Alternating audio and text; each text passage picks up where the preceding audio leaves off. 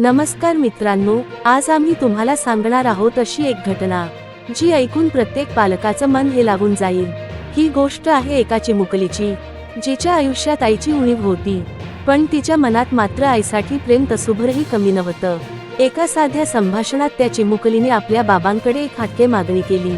तिने निरागसपणे बाबांना विचारलं, "बाबा, मला मम्मी हवी आहे." हा प्रश्न ऐकून त्या वडिलांच्या काळजाचा ठावाच उरला नाही। क्षणभर ते गप्प झाले, कारण ही मागणी पूर्ण करणं त्यांच्या आयुष्यातील सर्वात कठीण गोष्ट होती।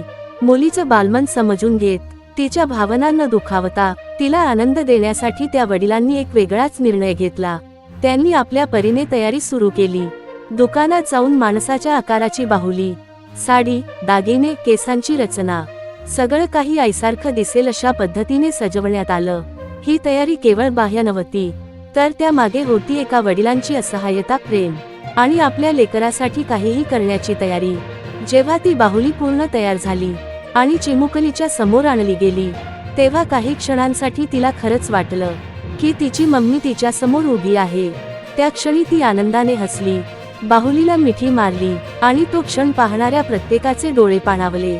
पण मित्रांनो, या आनंदामागे दडलेली वेदना त्या वडिलांच्या चेहऱ्यावर स्पष्ट दिसत होती।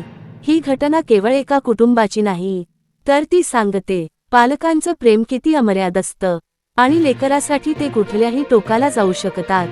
सध्या ही घटना सोशल मीडियावर मोठ्या प्रमाणात व्हायरल होत आहे। काही लोक याला भावनिक म्हणत आहेत, तर काही लोक या निर्णयावर प्रश्नही उपस्थित करत आहेत। पण एक गोष्ट नक्की, ही कथा मनाला चटका लावणारी आहे आणि आई वडिलांच्या त्यागाची जाणीव करून देणारी आहे। अशाच भावनिक, समाजाला विचार करायला लावणाऱ्या बातम्यांसाठी आमच्यासोबत जोडलेले राहा। तुम्हाला या घटनेबद्दल काय वाटतं? तुमचं मत कमेंटमध्ये नक्की मांडा।